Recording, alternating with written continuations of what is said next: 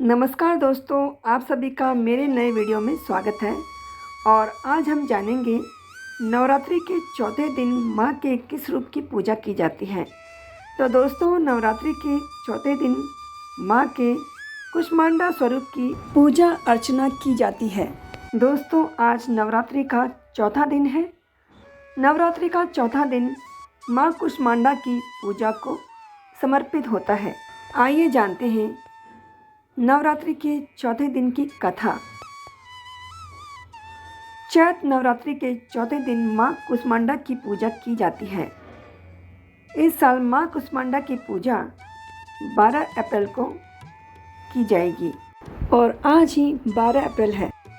इस दिन माँ कुष्मांडा की पूजा करने से साधक को मनवांछित फल की प्राप्ति होती है। माता का स्वरूप अत्यंत अद्भुत एवं अद्वितीय है।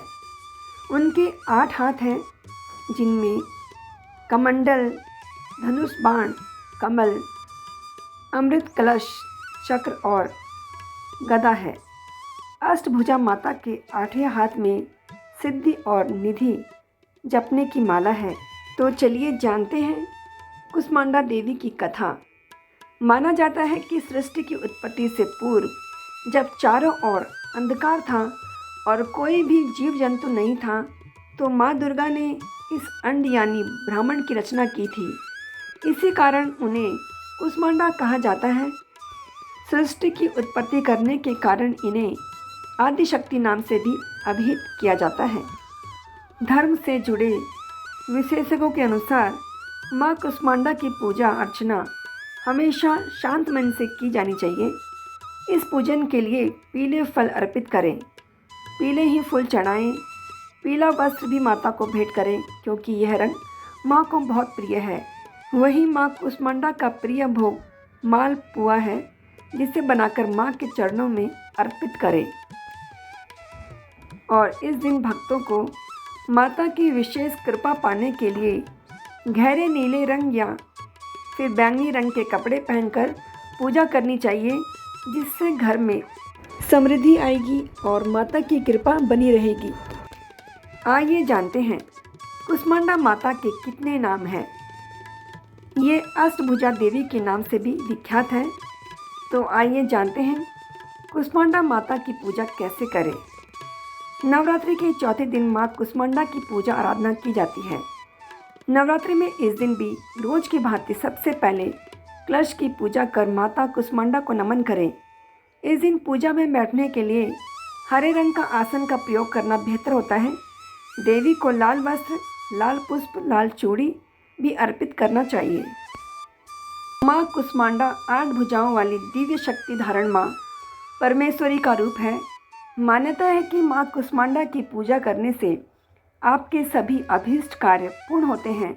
जिन कार्य में बाधा आती है वह भी बिना किसी रुकावट के संपन्न हो जाते हैं। माँ कुष्मांडा की पूजा करने से भक्तों को सुख और सौभाग्य की प्राप्ति होती है।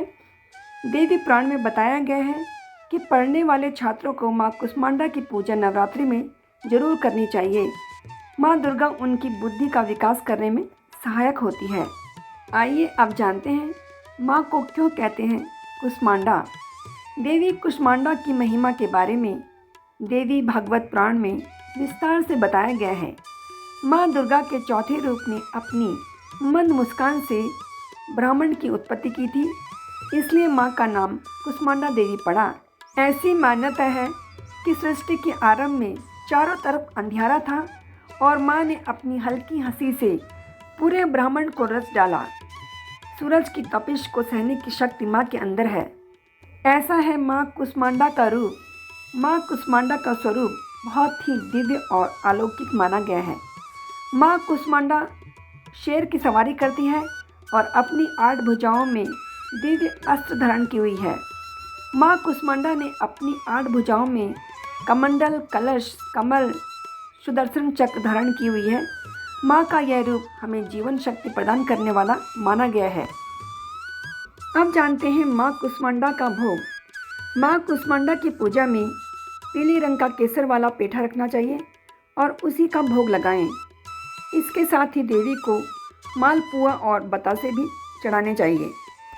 तो दोस्तों, इस वीडियो के माध्यम से आप जान गए होंगे कि नवरात्रि के चौथे दिन माँ के किस रूप की पूजा की जाती है।